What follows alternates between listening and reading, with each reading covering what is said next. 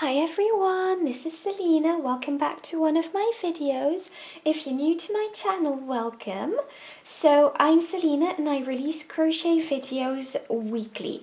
So today I wanted to bring to you an absolutely gorgeous project that I adore. It's a really easy headband. And I absolutely adore like the 3 button details. So these are floral buttons. There will be plenty of photos in the free downloadable pattern, on my blog selenaveronique.com. So I will be linking everything in the down bar, so don't forget to check that out. And yeah, so this is a really easy pattern. The weather's gone a bit more chilly, so I thought this was perfect for a little headband.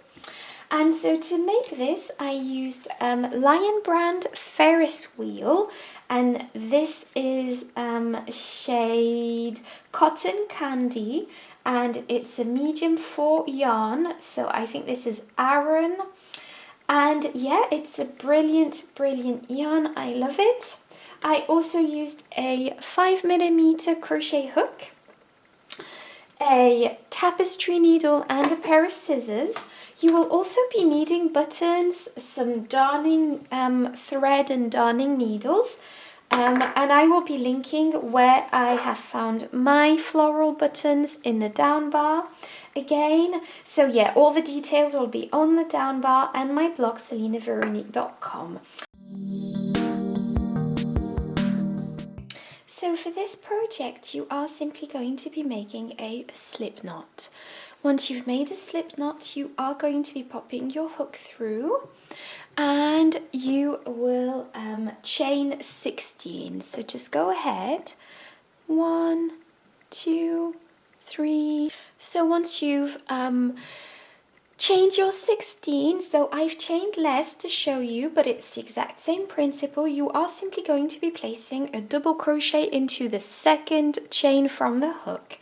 So just wrap your yarn around your hook, go into the second chain, pull your loop through. You've got 3 loops on your hook. Take your yarn, go through 2 loops, and go through the next 2 loops. If you need more help on how to double crochet, I will be linking my video in the down bar. And the first chain 1 counts as a single crochet. So in the next stitch you will be placing a single crochet. So just go ahead and place a single crochet into that. And into the next chain a double crochet. And into the next chain a single crochet, and we will be alternating double crochets and single crochets all the way along until you reach the end of this row. So I've almost finished my row, so a double crochet. And then I've got 1 chain left into which I'm going to place a single crochet. So just go ahead and place a single crochet into that.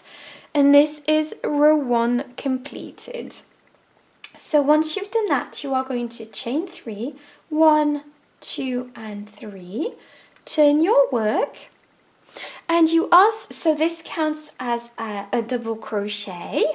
And basically what we're going to be doing is alternating, again, single crochets and double crochets, but we are also going to be alternating double crochets and single crochets from one row to the next. So basically the next stitch we're going to do is a single crochet. So just go into the second stitch, which is also a double crochet from the previous row. So place a single crochet into that. And then the next stitch from the previous row is a single crochet, and we're going to place a double crochet on top of that. So you see it's a double alternation, and into the next stitch it's a single crochet. So just go ahead and place a single crochet, and into the next stitch a double crochet, and so on and then a single crochet. So basically every time you see a double crochet from the previous row, you are going to place a single crochet into it, and every time you see a single crochet like here, you are going to be placing a double crochet into that, and it also alternates obviously from one stitch to the next, and it creates this beautiful pattern. So then we've got 2 stitches left, and into the next stitch we are placing a single crochet. So just go ahead and place a single crochet, and into the next stitch you are going to be placing a double crochet into the chain 1. So just go ahead and place a double crochet into that. And this is row 2 of this pattern. So now we are simply going to be doing row 3. So for row 3 you are going to chain 1, and this counts as a single crochet, turn your work, and basically so this goes on top of this double crochet from the previous row, and this is a single crochet. So we're simply going to place a double crochet into the next stitch, and into the next stitch a single crochet, and into the next stitch a double crochet, and into the next stitch a single crochet, and the next stitch a double crochet, and a single crochet, and a double crochet. And I'm just going to show you the end of this row. So we've almost finished this row, and we are simply going to be placing a double crochet, and then into the last stitch, which is also the chain 3 from the previous row, we will be placing a single crochet to finish off the row. So you will be simply repeating row 2 and row 3 throughout for the next 52 rows. So you should have 52 rows in total, and once you have those 52 rows I will show you what to do. Okay, so I've done my 52 rows, and this is what it looks like. And what you're going to do to complete your headband is just simply fold it over like so, and you are going to tie these 2 loose ends together. You don't have to do this, I just do it because I like doing that, but very gently. So there we go, and this is just a random loose end, and what I'm going to do now is pop my needle through, and we are simply going to be sewing this headband together. So I'm simply going to be using a mattress stitch for this. I'm just going to go back and forth from one end to the other. And this is my preferred method, but you can use any stitching method that you prefer. So just go ahead and stitch until the end of this project. So I've sewed the whole seam together. So what we are going to be doing now, I'm just going to go back and forth a couple of times gently like so, and we're simply going to tie a knot. So I'm just going to go back in the corner and then do this.